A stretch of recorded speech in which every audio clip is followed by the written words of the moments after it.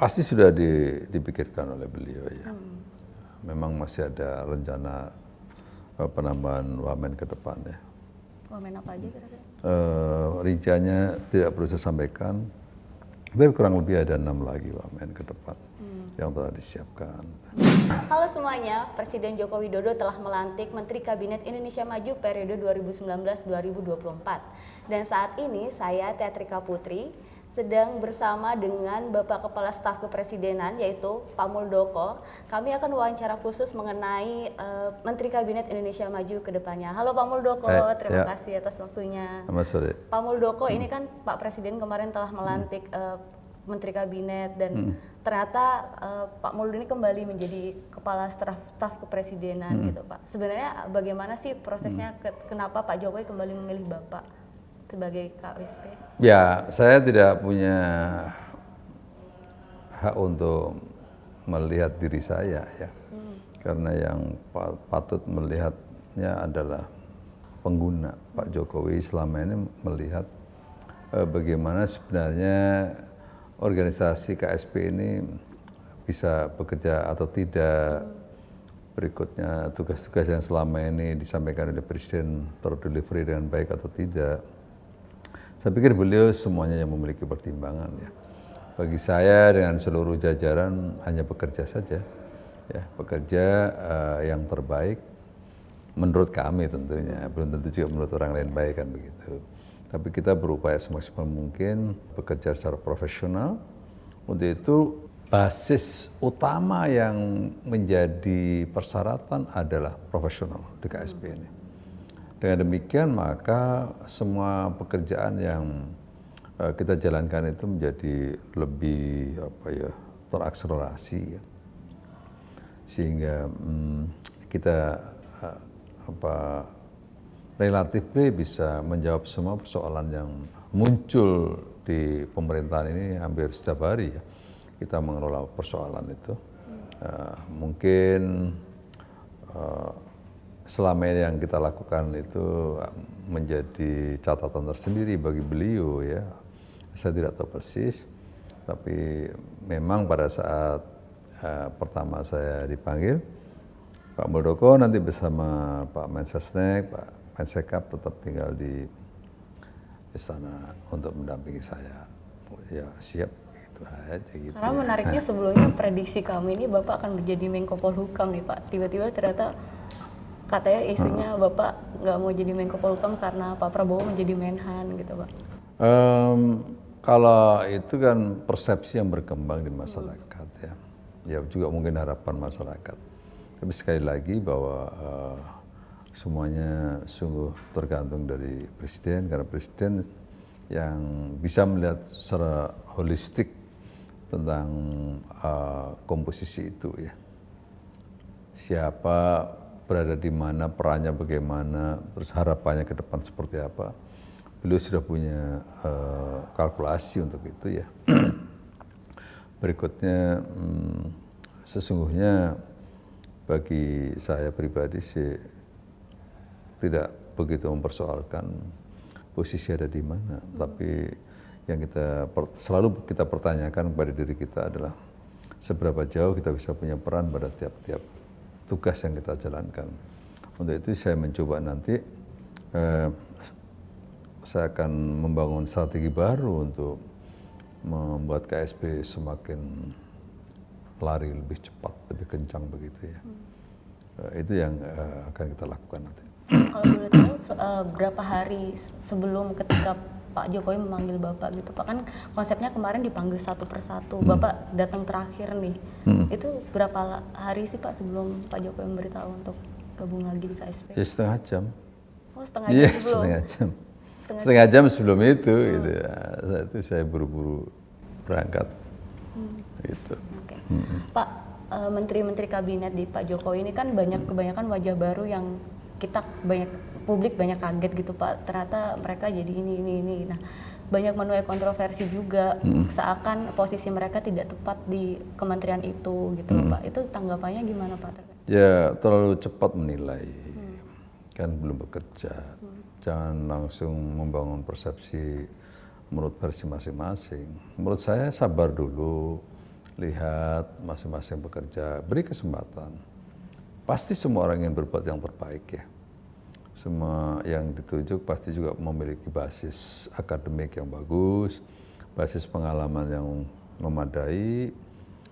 Untuk itulah Presiden memberikan kepercayaan. Kan nggak mungkin kalau mereka tidak memiliki basis-basis tadi itu, Presiden lantas menunjuknya, kan begitu. Jadi menurut saya tidak wise kalau kita langsung menjustifikasi bahwa oh mereka kurang lah, oh mereka tidak tepat lah dan seterusnya. Saya pikir ntar dulu lah, beri kesempatan untuk bekerja, pasti nanti akan ketahuan. Gitu. Kinerja masing-masing akan kita lihat, tapi yang nanti kita juga dari KSP akan memberikan supporting ya, karena terhadap menteri-menteri baru ini juga harus segera bisa adjustment dengan tradisi yang berkembang di lingkungan istana, tradisi-tradisi dan model-model pekerjaannya Pak Jokowi selama ini, sehingga nanti para menteri segera adjustable dengan lingkungannya gitu ya. Pak, ini juga kan kemarin Pak Jokowi sempat mengatakan kalau ada beberapa yang tidak dapat jatah nih Pak. Ini kira-kira kedepannya bagi mereka yang tidak dapat jatah akan diletakkan di mana lagi? Apakah akan jatah wamen lagi atau gimana sih Pak? Pasti sudah dipikirkan oleh beliau ya. Memang masih ada rencana penambahan wamen ke depan ya. Wamen apa aja kira-kira? Rinciannya tidak perlu saya sampaikan, tapi kurang lebih ada 6 lagi wamen ke depan yang telah disiapkan. Tapi sungguhnya seperti yang saya sampaikan kemarin, KSP akan melakukan rekrutmen lagi terhadap berbagai tenaga baru di sini di kantor KSP. Untuk itu saya menyampaikan kemarin bahwa KSP akan membuka pintu selebar-lebarnya kepada siapapun, tetapi yang menjadi pilar utamanya adalah profesional. Dari mana sumbernya? Sumbernya bisa dari partai politik, bisa dari relawan, bisa dari ormas-ormas, bisa dari NGO, ya, bisa dari komuniti agama, berikutnya dari organisasi-organisasi yang lain. Ya. Intinya kita membuka diri dan sudah banyak yang mengirimkan CV-nya. Kita punya tim SDM yang menyeleksi, wawancara, dan seterusnya. Saya pikir itu juga sebuah tempat bagi siapapun, termasuk partai politik dan juga relawan, untuk bisa memberikan dharma bakti kepada negara melalui kantor Kepala Staf Presiden ini. Berarti relawan juga akan ikut ditarik ke KSP ya Pak? Relawan? Ya, kalau mereka memiliki kompetensi yang seperti dipersyaratkan, kenapa tidak kan begitu? Karena kita tidak hanya melihat sumbernya, tapi kita melihat kapasitas seseorangnya gitu ya. Gitu. Pak, untuk menteri lagi ini kan kemarin sempat kontroversi Menteri Ekonomi, kebanyakan dari partai politik. Ini juga dikritik. Kenapa sih Pak? Karena kan Mendak saja katanya pengusaha banyak yang nggak kenal siapa Mendak Pak. Nah itu gimana Pak? Kenapa memilih dari partai politik sih? Ya kita kan juga melihat yang lain gitu. Yang lain ada Erick Thohir, Pak Erick Thohir bukan dari partai politik. Berikutnya juga ada siapa itu Bu Sri Mulyani, berikutnya Pak Erlangga juga mantan Menteri Perindustrian. Saya pikir tidak semuanya. Ya.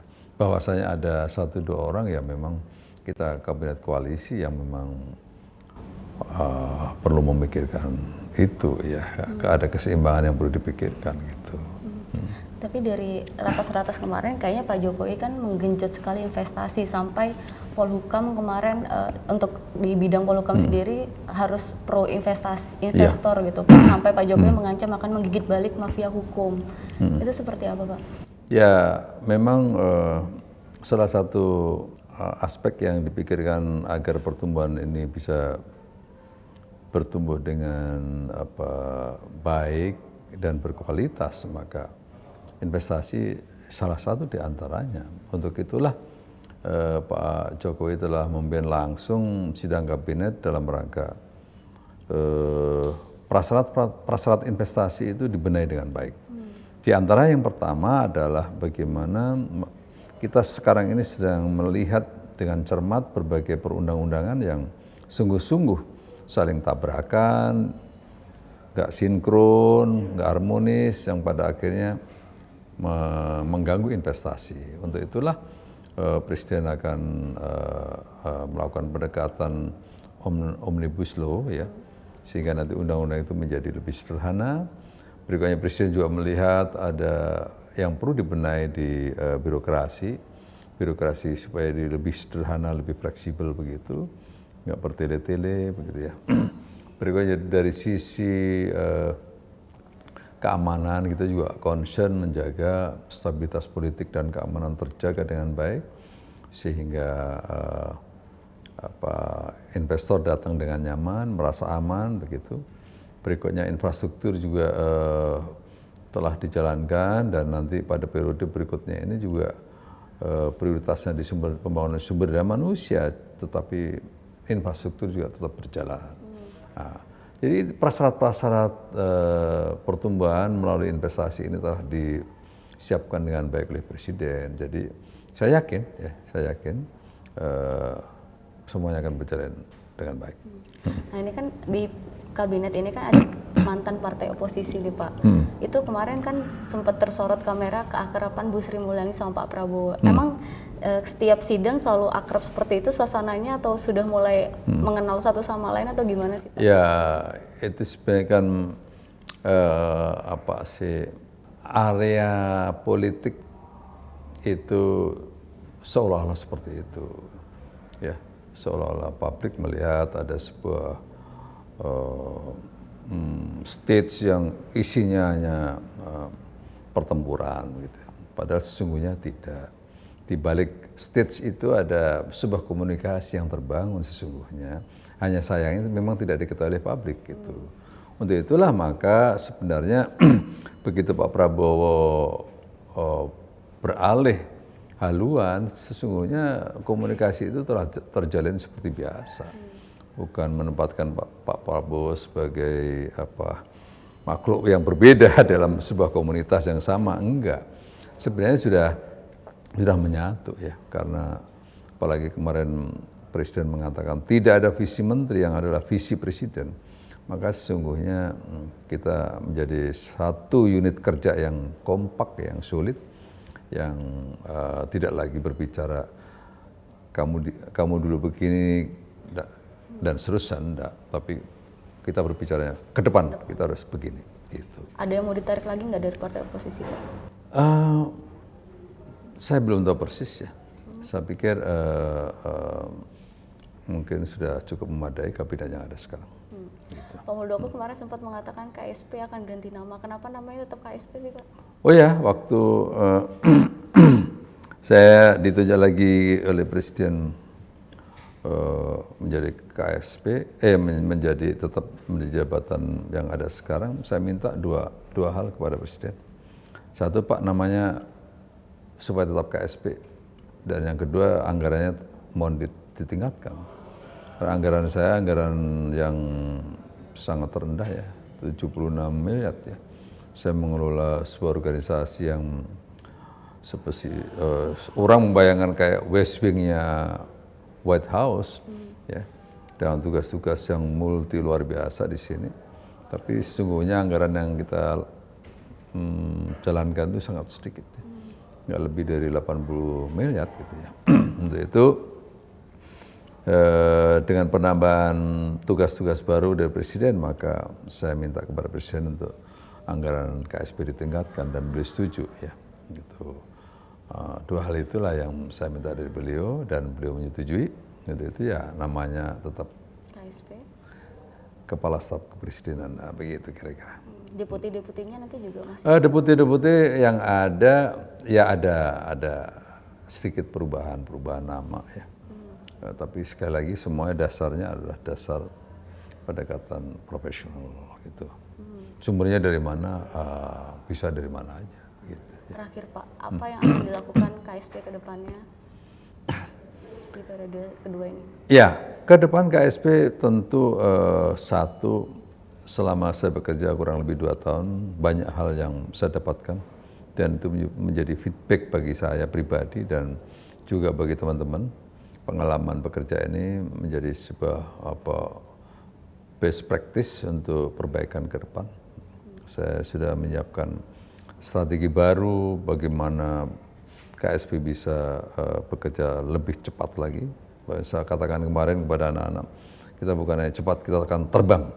Karena apa? Karena tuntutan tugas yang tidak semakin ringan, tantangan lingkungan yang semakin seperti ini, maka cara menyikapinya juga harus lebih cepat dan lebih cepat. Nggak ada yang lain gitu kira-kira. Terima kasih Pak Mo atas waktunya. Ya, baik, terima kasih. Sekian dari saya, Teatrika Putri, by IDN Times. Sudah.